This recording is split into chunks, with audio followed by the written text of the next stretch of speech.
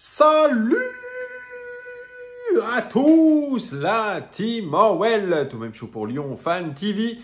Très heureux les gars de vous retrouver pour une nouvelle vidéo. J'espère que vous allez bien. C'est vendredi et c'est surtout le début de l'Euro 2024.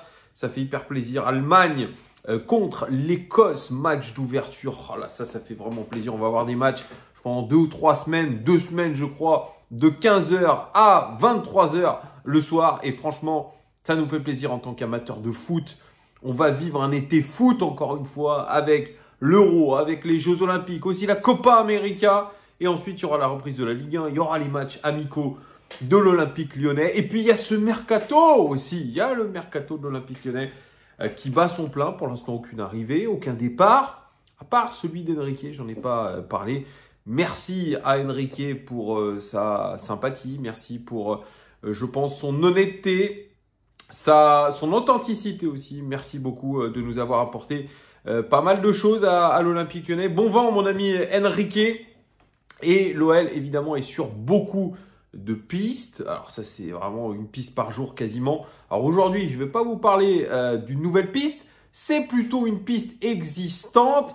Mais il y a du concret, vous le verrez les amis. Avant toute chose, n'hésitez pas, les pouces, les abonnements, très important. Et n'hésitez pas à commenter, à partager aussi cette vidéo. On est quasiment aux 18 700 abonnés. Un grand merci à vous pour votre fidélité. Alors, je parlais d'Euro, il y aura aussi des débriefs de l'équipe de France. Le match de l'équipe de France est lundi à 21h. Il y aura normalement un débrief à 23h, donc soyez au rendez-vous. C'est notre manière de suivre l'équipe de France sur cette chaîne aussi. Ça fait plaisir un petit peu aussi de se diversifier, les amis. Alors, je vous disais, piste de mercato que j'avais déjà évoquée il y a une semaine. Je crois que je vous avais fait une petite vidéo pour présenter le joueur.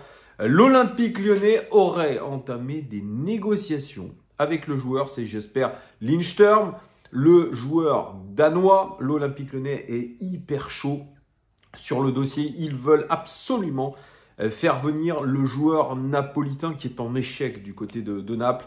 Et on parle d'un prêt avec option d'achat à environ 20 millions d'euros. Et ce qui est important de dire, c'est une info foot mercato, mais qui a été confirmée même en Italie, c'est que le joueur serait prêt à venir à l'Olympique lyonnais pour se relancer. Et ça, c'est une information importante. Alors, j'espère Lindström, c'est un joueur international danois non sélectionné pour cet Euro. Je vous en avais déjà parlé, mais je peux vous refaire rapidement le portrait de ce garçon. Il joue à Naples en Serie A et ça s'est très mal passé. Pourtant, il a explosé du côté de l'Eintracht Francfort, là où il avait été champion d'Europe, vainqueur de l'Europa League. Et ensuite, grâce à ses performances individuelles très bonnes en Bundesliga et en Europa League, eh bien, un grand d'Europe s'est intéressé à lui, Napoli.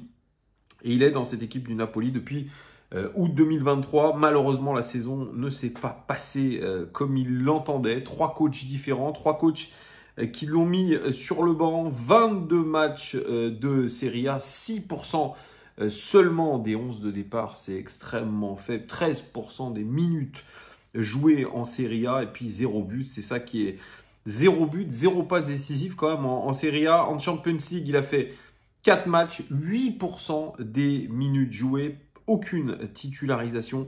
C'est dramatique pour Jesper Lindström qui aujourd'hui, eh bien, cherche absolument à se relancer. C'est un jeune joueur, 24 ans, c'est rendez-vous compte, il est droitier, il fait 1m82, c'est un joueur qui joue à tous les postes offensifs, il peut jouer meneur de jeu, il peut jouer à gauche, il peut jouer à droite. On parlait à l'époque d'un feu follet, l'être à Francfort, il est très fort en 1 contre 1, il est capable de déséquilibrer, il est capable de passer. Bref, Naples n'a pas retrouvé le joueur qu'ils étaient allés chercher à Francfort, cette capacité à déséquilibrer l'adversaire, à être décisif dans les 30 derniers mètres. Là, c'est un joueur vraiment méconnaissable qui a passé une saison catastrophique du côté de Naples et il espère réellement avoir sa chance de se relancer avec l'Olympique Lyonnais. Après, on peut se questionner, et à raison, je pense, sur sa venue. Moi, je trouve que, comme je vous l'ai dit, le profil est impeccable. C'est un joueur qui est un créatif, c'est un joueur qui est un joueur de déséquilibre, c'est un joueur qui est jeune, c'est un joueur qui est international danois, c'est un joueur qui a du talent, mais on peut vraiment se poser la question de pourquoi il a échoué autant à Naples. Parce que aussi peu joué, avec 3 entraîneurs différents, c'est qu'il y a un petit souci. Alors quel est le souci? Est-ce que c'est un souci de comportement? Est-ce que c'est un souci de niveau? Est-ce que c'est un souci mental et capacité d'adaptation? On est en droit réellement de se poser la question. Ses coachs, même Rudy Garcia, il est arrivé, il a dit « Ouais, c'est un garçon talentueux, mais je fais confiance aux mecs qui sont là, qui sont déjà titulaires. » Donc, ça veut tout dire. Et son dernier coach, je vous ai dit, la déclaration qui est lunaire, en disant « Ouais, Jasper Lindstrom, il est incapable d'éliminer en 1 contre 1. » Quand vous savez que c'est sa qualité première, quand il était à l'Eintracht Francfort, ça fait mal. Un joueur qui est autant en difficulté, alors il a fait des bribes de matchs, comme je vous ai dit, il y a eu 2-3 matchs où on a eu l'impression qu'il avait retrouvé sa magie d'antan, mais là, il part de très très loin, le garçon, très loin. Il y avait des éloges en Bundesliga, là c'est vraiment au fond du sac, et un joueur qui a été quand même acheté assez cher, et Naples espérait en tout cas retourner un petit peu dans leurs frais. On ne sait pas si c'est possible. Après, quel est l'objectif de l'Olympique Lyonnais? À savoir qu'on a quand même, je dirais, plus de priorités sur le mercato. On a des priorités défensives, on a des priorités au milieu de terrain, on a des priorités aussi en attaque. Parce qu'il va y avoir des départs, forcément. Là, le fait de recruter un poste de créatif, voire un poste à gauche ou à droite, ce qui veut dire bien suppléer ou remplacer Ryan Cherki, tout simplement, parce que c'est le même genre de joueur. Je vous parlais de Thiago Almada hier. Thiago Almada, c'est un créatif. Thiago Almada, c'est un meneur de jeu.